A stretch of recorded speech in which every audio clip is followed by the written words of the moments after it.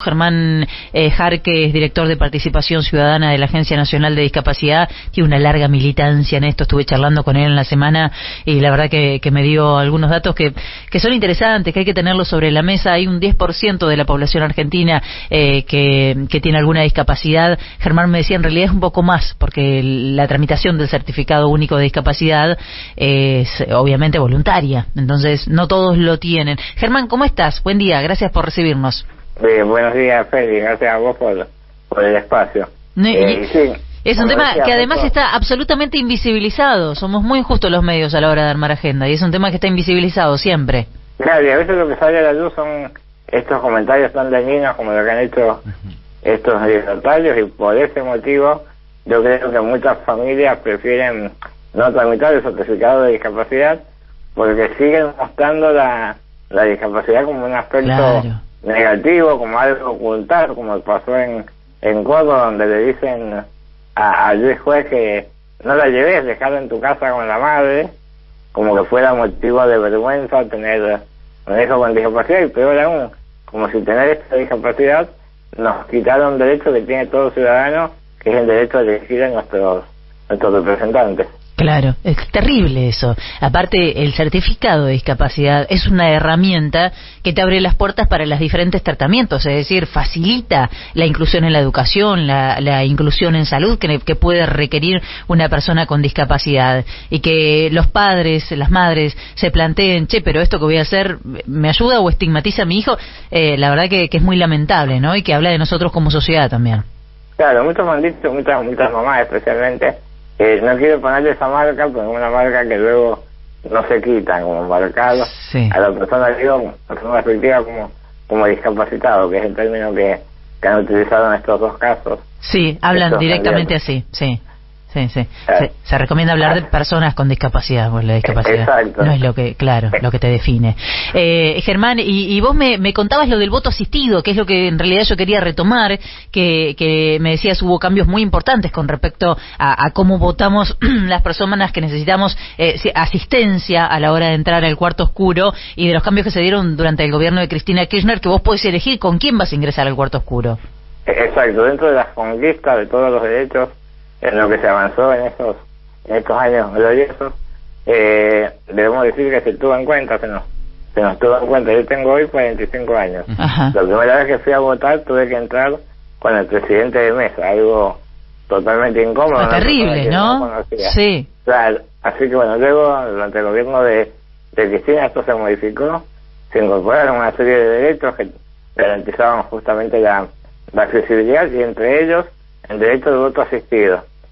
Cualquier persona, ojo, con o sin discapacidad, un adulto mayor, una persona que en algún momento requiere alguna asistencia por alguna lesión, puede decirle a la autoridad de mesa que va a entrar al cuarto oscuro con la persona que sea de su confianza. Ajá. Esto se deja constancia en el acta, al momento de firma también la persona que entra a acompañar, pero es la propia persona la que decide quién nos va a acompañar.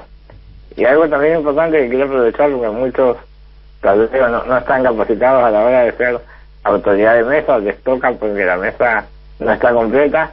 Quien está en la mesa debe respetar lo que dice el padrón electoral, no ponerse en una situación de jueces y decir si tal persona puede o no puede votar. Nos ha pasado con muchas personas, especialmente con síndrome de Down, que van a votar porque hay un trabajo previo también, que ya lo voy a comentar, y después del presidente de mesa decide que no está capacitado o preparado para votar. Esto no puede suceder, están violando un derecho constitucional que es el derecho a elegir.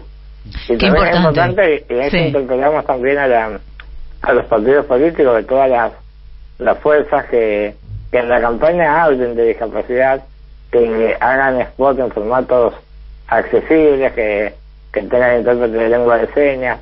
Hay toda una parte de la sociedad muy importante.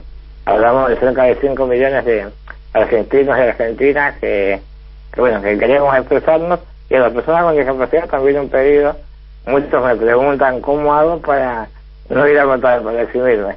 Y te confieso que es algo que me indigna después de lo que vivimos en algunos gobiernos, caso en el gobierno de Mauricio Macri, donde hubo una quita tan masiva de pensiones, que no entendamos lo que está en juego a la hora de ir a votar.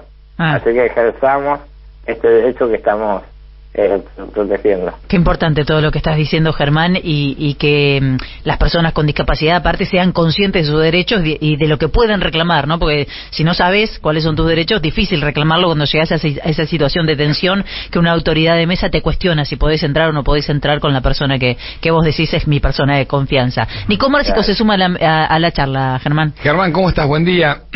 Hola, Nico, ¿cómo estás? ¿Cómo estás? Te quería preguntar porque, ¿sabés qué? A ver, en los últimos años, en algunos momentos, y sobre todo por haber seguido durante lo que fue la gestión de Mauricio Macri, la falta de la salida de pensiones, las pensiones que se cajoneaban con respecto a discapacidad, que tuvimos un problema bastante grande con eso, fui viendo mucho el trabajo de Andis y me parece que se empezó a hacer un trabajo de cobertura, de contención, de también hablar bien y detallar bien quién es una persona con discapacidad, quién no, cuáles son esto que vos recién mencionabas, los derechos, que no se había hecho nunca. ¿Me contás un poco cómo fue eso de los ejes que se propusieron con Andis y qué cosas quedan pendientes?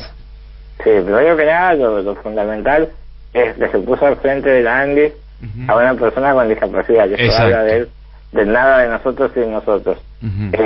La verdad que entramos con la urgencia de la gran deuda que dejó el gobierno de Macri, no solamente en cuanto a pensiones, no se pagaban las prestaciones, primero hubo que pagar todos esos incendios, y a veces lo urgente tapa lo importante, pero bueno, en el medio fuimos trabajando en cuestiones, en cambios más profundos, en pensar en el derecho al voto, en pensar en una nueva ley, pues la ley que tenemos actualmente fue sancionada en la dictadura.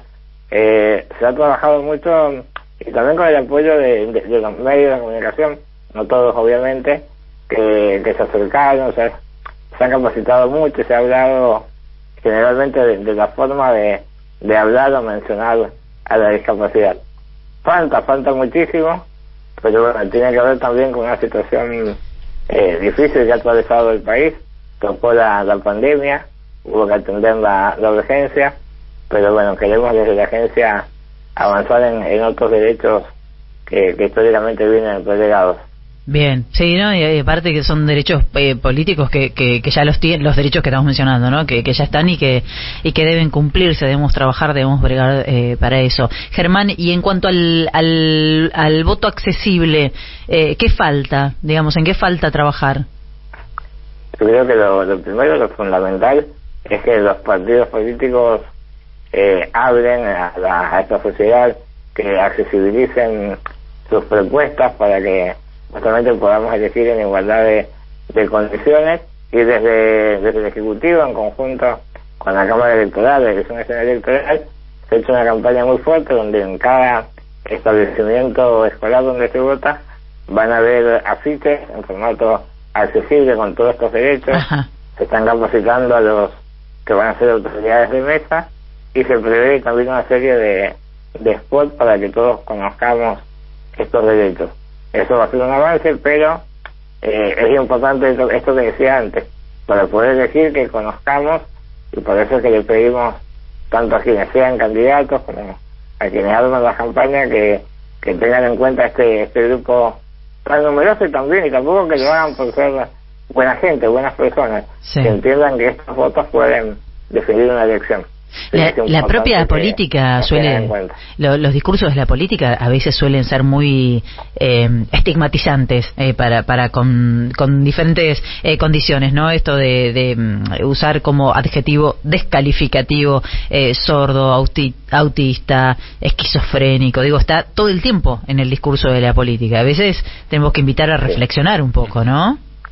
Sí, tenemos que estar atentos. Hay muchos que hablan con los hechos, que tal vez no dicen, no se refieren a la discapacidad expresamente, pero con sus acciones nos damos cuenta qué es lo que quieren para el colectivo.